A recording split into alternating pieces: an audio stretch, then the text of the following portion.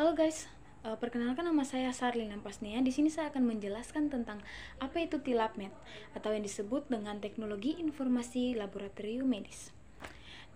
Teknologi Informasi Laboratorium Medis adalah sistem yang mengintegrasikan teknologi informasi dalam pengelolaan dan operasional medis. Penggunaan sistem informasi pada dunia medis sangat mendukung aktivitas atau pekerjaan para tenaga medis di rumah sakit. Sistem informasi ini merupakan sebuah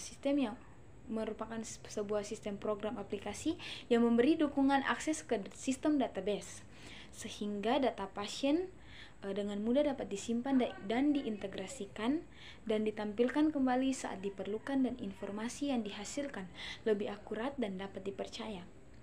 Pada kegiatan pengabdian ini dilakukan rancang bangun dan pelatihan sistem informasi laboratorium. Sistem informasi laboratorium sangat penting untuk pengoperasian laboratorium klinis. Ini dikembangkan untuk melaksanakan tes pada spesimen biologis yang dikumpulkan dari pasien dan memberikan informasi untuk evaluasi status kesehatan, diagnosis atau pencegahan, dan pengobatan penyakitnya. Ini juga melacak dan menyimpan keterangan klinis pasien selama kunjungan di laboratorium. Sistem informasi laboratorium digunakan untuk menyimpan informasi laboratorium yang disimpan dalam database untuk referensi di masa yang akan datang. Saat ini, sistem informasi laboratorium berfungsi sebagai sumber data diagnostik untuk dokter di semua klinik dan departemen rumah sakit. Laboratorium patologi anatomi modern bergantung pada infrastruktur sistem informasi yang andal untuk mendaftarkan spesimen, mencatat pemeriksaan mikroskopis, mengatur alur kerja laboratorium, merumuskan dan menandatangani laporan, menyebarkannya ke penerima yang dituju di seluruh sistem kesehatan, dan mendukung jaminan kualitas diagnosa.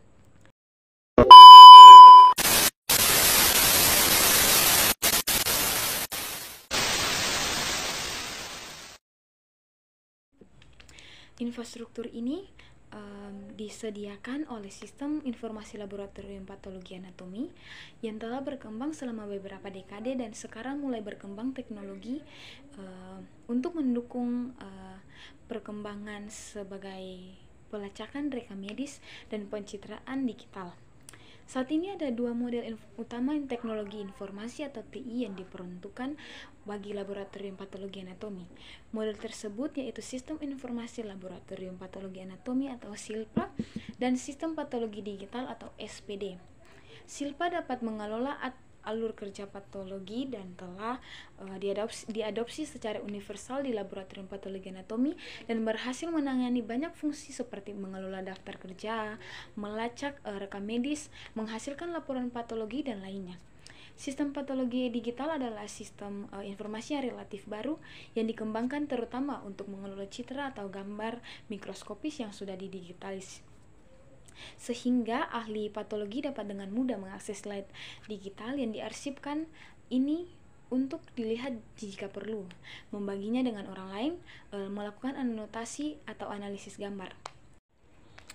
Dengan mengintegrasikan SILPA dan SPD, maka akan membantu menyederhanakan alur kerja, meminimalkan pekerjaan manual yang berlebihan dan rawan kesalahan, mengurangi biaya pengiriman slide kaca, dan memanfaatkan kuantifikasi perbantuan komputer. Laboratorium kesehatan merupakan bagian penting dalam layanan kesehatan yang berfungsi untuk mendiagnosa, penyembuhan, dan pemulihan pasien. Namun, laboratorium kesehatan di Provinsi Lampung menghadapi beberapa kendala seperti yang pertama, proses registrasi yang masih manual. Yang kedua, data hasil uji laboratorium yang belum terintegrasi. Dan yang ketiga, administrasi yang masih dilakukan secara manual. Untuk mengatasi permasalahan ini, dikembangkan Sistem Informasi Laboratorium atau singkatannya SIL, berbasis web yang dapat meningkatkan efisiensi dan mutu layanan laboratorium. Sistem informasi laboratorium dikembangkan dengan pendekatan Scrum dan Waterfall. Proses pengembangan itu mencakup yang pertama, analisis kebutuhan. atau mengidentifikasi permasalahan dan kebutuhan sistem. Yang kedua, perancangan sistem atau meliputi desain antarmuka, database, dan alur kerja.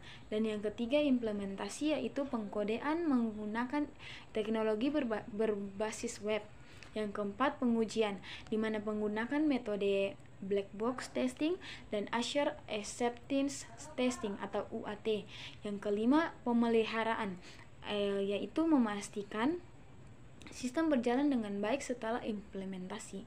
Ada pula fitur utama sistem, yaitu menyediakan berbagai fitur utama untuk meningkatkan layanan laboratorium. Antara lain, yang pertama, registrasi online. Pasien dapat mendaftar secara mandiri dan menerima QR kode sebagai bukti registrasi. Yang kedua, pencatatan dan verifikasi data. Proses pencatatan hasil uji dan validasi dan oleh dokter lebih terstruktur. Yang ketiga, manajemen keuangan. Pembuatan laporan keuangan atau invoice dan rekam pendapatan laboratorium. Yang keempat, akses real time. Data dapat diakses secara langsung oleh berbagai pihak yang berwenang. Yang kelima itu penyajian laporan, di mana menyediakan laporan statistik, rekapitulasi pemeriksaan, serta laporan penggunaan reagen dan alat laboratorium. Kemudian kita masuk pada hasil dan evaluasi. Mungkin implementasi SEL membawa beberapa manfaat, yaitu diantaranya yang pertama, mengurangi kesalahan pencatatan dan penyimpanan data yang lebih baik.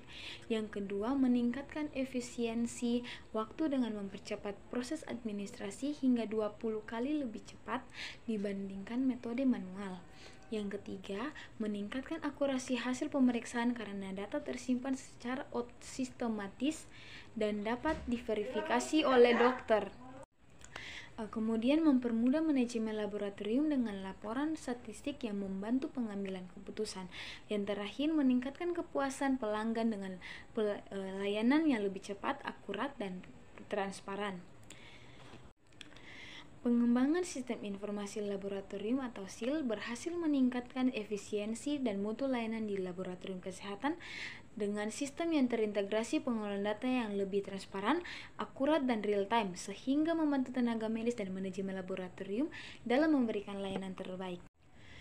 Teknologi informasi atau TI dalam laboratorium medis memainkan peran penting dalam meningkatkan efisiensi, akurasi, dan kecepatan dalam proses pemeriksaan laboratorium serta meminimalkan resiko kesalahan manusia. TI digunakan untuk mengelola data pasien, hasil pemeriksaan laboratorium, dan komunikasi antar tenaga medis, meningkatkan efisiensi dalam pengelolaan data dan pelaporan hasil uji laboratorium.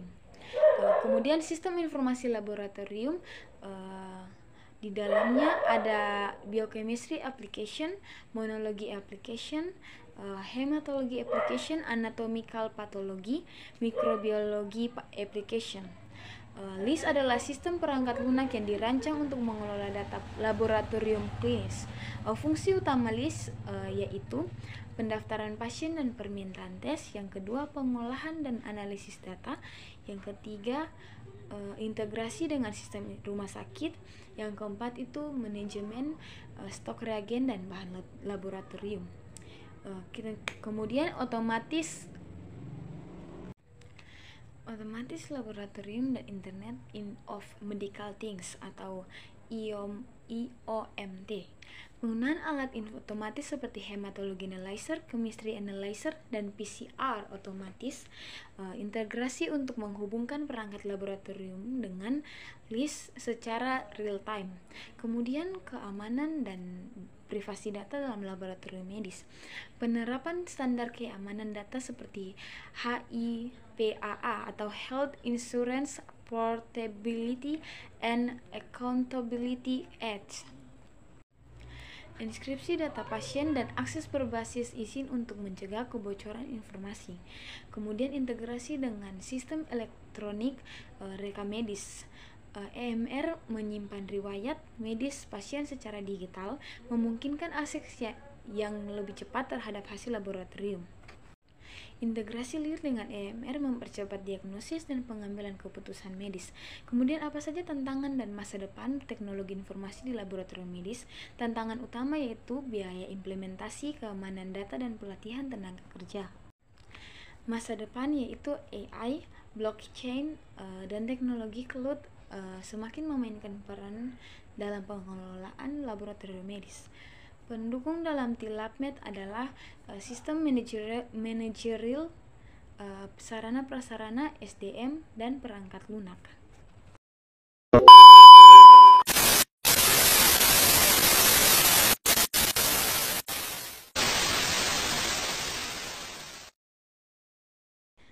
Kita masuk pada konsep dasar sistem.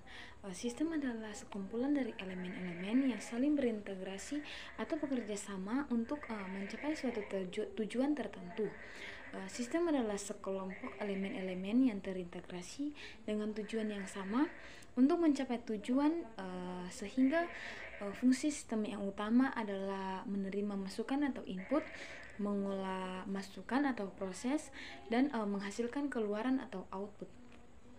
Sistem informasi adalah cara-cara yang diorganisasi untuk mengumpulkan, memasukkan, mengolah, dan menyimpan data, dan cara-cara yang diorganisasi untuk menyimpan, mengelola, mengendalikan, dan melaporkan informasi sedemikian rupa sehingga sebuah organisasi yang dapat mencapai tujuan yang telah ditetapkan. Kemudian kualitas dari suatu informasi atau quality of information tergantung dari 3 hal, yaitu informasi harus akurat, tepat pada waktunya, dan relevan. Yang pertama itu kita bahas tentang akurat atau accurate, berarti informasi harus bebas dari kesalahan-kesalahan tidak biasa atau mengikat. Akurat juga berarti informasi harus jelas, mencerminkan maksudnya.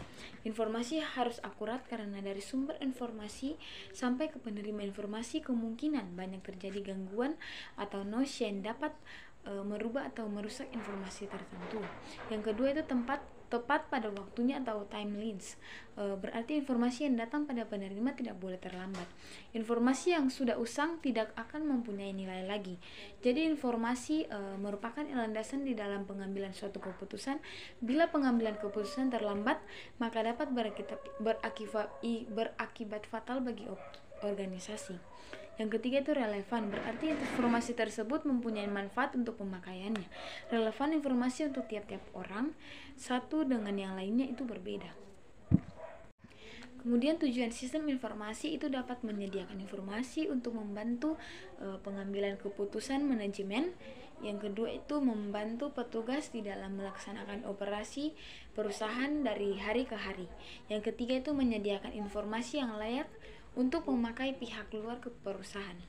Kita masuk pada komponen sistem informasi. Komponen adalah sebuah bagian dari suatu sistem yang mempunyai peranan penting dalam keseluruhan aspek berlangsungnya suatu proses dalam pencapaian suatu tujuan di dalam sistem.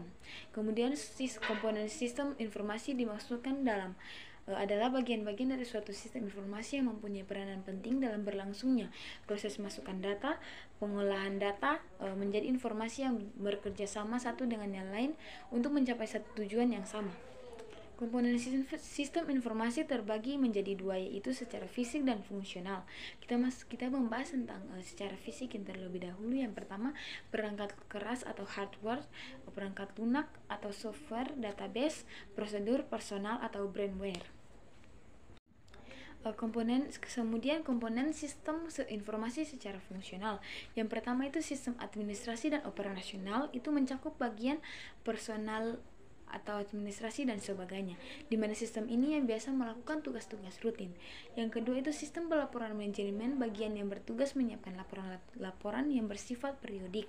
Yang ketiga itu sistem database, sejumlah perangkat keras dan lunak komputer, serta pemakai yang secara terpadu bekerja sama menggunakan kombinasi dan database, paket database, manajemen, dan pengguna lainnya.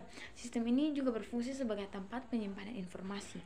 Yang keempat, sistem pencairan berfungsi untuk mengembalikan informasi yang dibutuhkan guna pengambilan keputusan.